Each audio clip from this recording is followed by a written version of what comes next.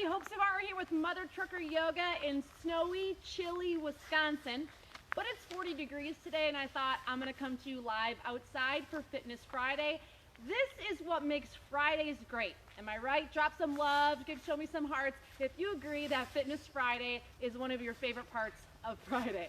My son right now is mocking me behind the camera, but we're gonna roll with it. Today I'm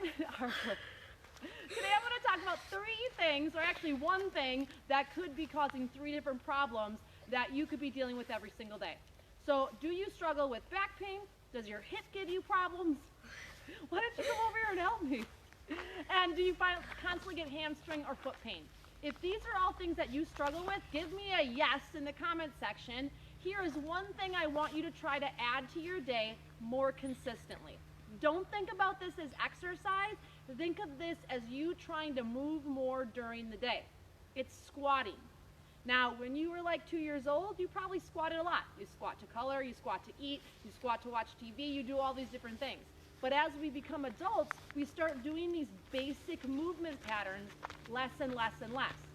And as we get older, we stop moving, and then how do we treat those people? We tell them to not move more because it hurts.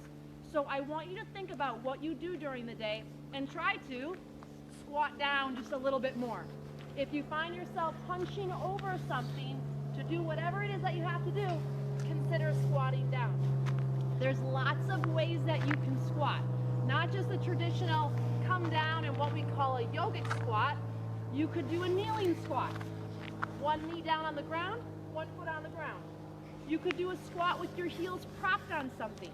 You could squat supported on something. You could squat over your chair. Whatever it is, we want to get into this type of position because it spreads our sit bones open, which stretches our sacrum, stretches our hips, lengthens our lower back. It compresses the hamstrings. So when we stand up, our legs feel a little bit better. We have more circulation down there. Think of it like a hydraulic pump, if that makes any sense. And then we also start utilizing the hip flexors a little bit more.